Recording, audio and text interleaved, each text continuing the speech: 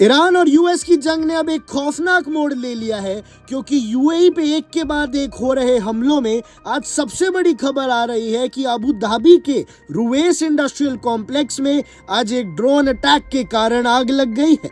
Ruwais complex Abu Dhabi का एक major refinery hub है। यहाँ Abu Dhabi national oil company यानी एडनॉक की फैसिलिटीज हैं, जो रोजाना 9 लाख बैरल्स तक क्रूड ऑयल रिफाइन कर सकते हैं।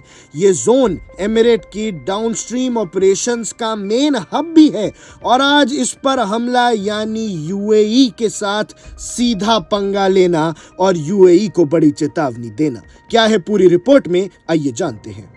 मिडिल ईस्ट के सबसे महत्वपूर्ण ऊर्जा केंद्रों में से एक में भीषण आग लग गई है। अबू धाबी के रुवैस औद्योगिक परिसर के भीतर एक सुविधा पर ड्रोन हमले के कारण साइट से आग की लपटें और धुएं का गुबार उठ रहा है। ये हमला तब हुआ है जब ईरान, इजराइल और संयुक्त राज्य अमेरिका से जुड़ा व्यापक संघर्ष खाड़ी क्षेत्र में फैल रहा है और अब यूएई के सबसे महत्वपूर्ण तेल और पेट्रोकेमिकल केंद्रों में से एक नवीनतम लक्ष्य बन गया है।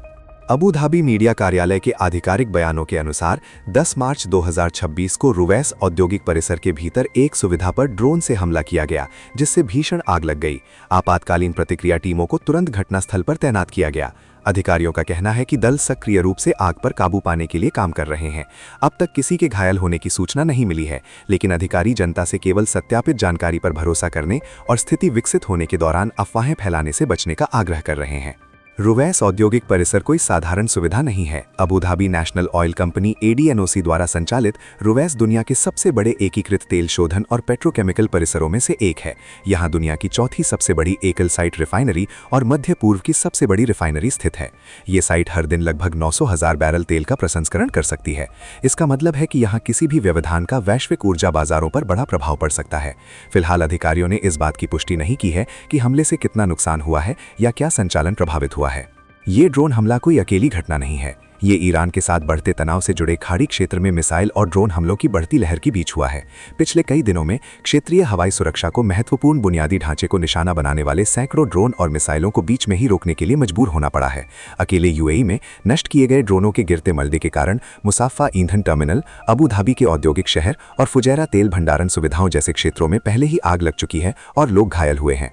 हमले केवल यूएई तक ही सीमित नहीं रहे हैं। खाड़ी के कई ऊर्जा केंद्रों को कथित तौर पर खतरों या हमलों का सामना करना पड़ा है। इनमें सऊदी अरब की रास तनूरा रिफाइनरी, बहरीन की सित्रा रिफाइनरी और कतर का रास लफान LNG हब शामिल हैं। ओमान और यूएई के बंदरगाहों और ऊर्जा टर्मिनलों को भी हाई अलर्ट पर रखा गया है। खाड़ी क्षेत्र दुनिया की तेल और गैस आपूर्ति का एक बड़ा हिस्सा उत्पादित करता है, इसलिए एक छोटा सा व्यवधान भी वैश्विक ऊर्जा बाजारों में हलचल पैदा कर सकता है। यूएई के अधिकारियों का कहना है कि क्षेत्रीय तनाव शुरू होने के बाद से उनकी हवाई रक्षा प्रणालियों ने हजारों ड्रोन और मिसाइलों को मार गिराया है। चल रहे हमलों के बावजूद ADNOC का कहना है कि उसके पास ऊर्जा निर्यात बनाए रखने के लिए आकस्मिक योजनाएं मौजूद हैं। इनमें वैकल्पिक शिपिंग मार्ग और अंतर्राष्ट्रीय भंडारण नेटवर्क शामिल हैं, जिन्हें आपूर्ति सुचारू रखने के लिए डिजाइन किया गया है।